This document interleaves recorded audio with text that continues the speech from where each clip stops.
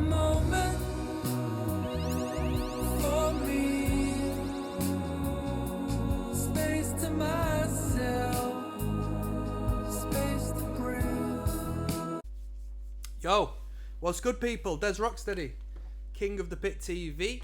Razor is what we just listened to. In particular, this album was Violent Restitution. I didn't actually look as to where this album came in the grand scheme of things as far as their releases were concerned. I do know it was one before Shotgun Justice, as that was referenced in a kind message I received from Philo, who recommended this record on Patreon. I did listen to Shotgun Justice first and foremost, as that was a recommendation, and it was brilliant. I really enjoyed it. It was one of my favourite experiences listening to albums and recommendations on this channel. It was absolutely fantastic. So, Razor is the band.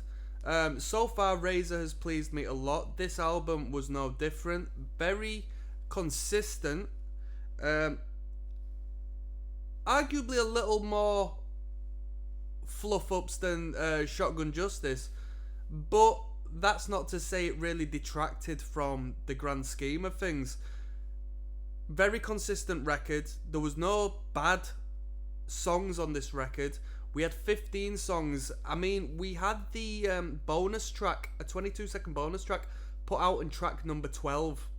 So I think the original record might have had 11 songs, 12 if you count the hidden track. And we might have had 3 B-sides thrown on for the Deluxe reissue, because there was another 3 live songs at the end, making it 18 tracks in total. But we're not listening to the live music, alright? So that was the experience. Generally speaking, we're probably looking at about 2.5 minutes average song length, if not 3 minutes. Around that, 2.5 to 3 minutes average song length. Perfect for me. That's optimal for me, in all fairness, and optimal for this channel. Not too short that it's like not worthy of doing on this channel, and not so long that my attention just like goes elsewhere. Guitar work very good.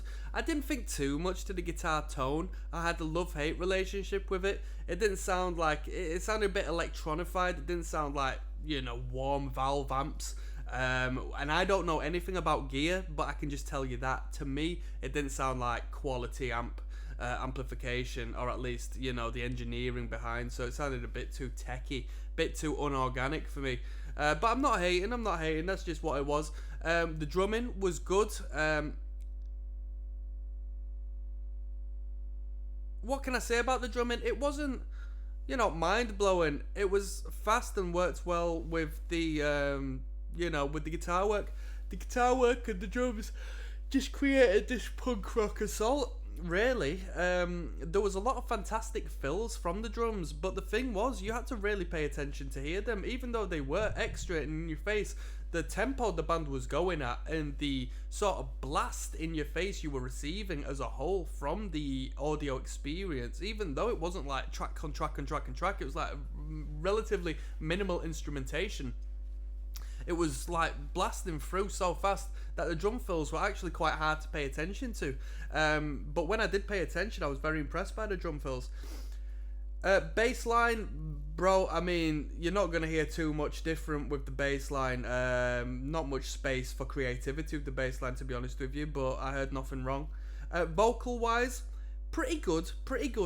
A little too old school for my liking. A bit too traditional, a bit too mid-80s, you know, birth of extreme metal sort of vibe. I'm not too fond of that. I'm a bit out of touch with that sort of stuff, in all honesty. Sounded a bit like the guy from Venom.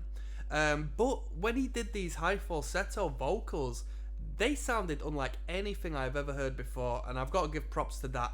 Unlike anything I've ever heard before. That was incredible. Really cool. My favourite part of this record, which I think was just like mind-blowing, Eve of the Storm was the name of the track.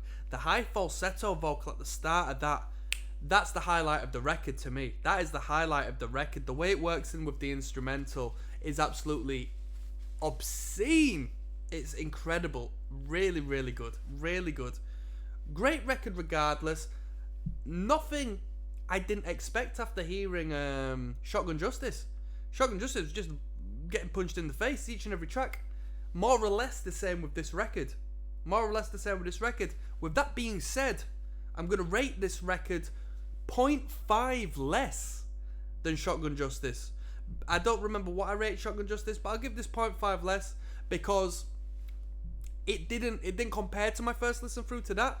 Maybe the sound and the novelty is just worn off, because the first time I heard it, it was like, this is refreshing, this is fantastic. One thing I've got to give this is apparently this was put out in 1988.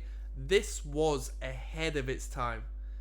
Maybe it wasn't if you were back there in 1988, but me looking back to this year and what I associate with this year and what I associate with metal of the 80s, this sounds like a straight up mid-90s record to me. That's my opinion. And on that note, I'm going to sign out. I'll see you on the flip side, people. Peace.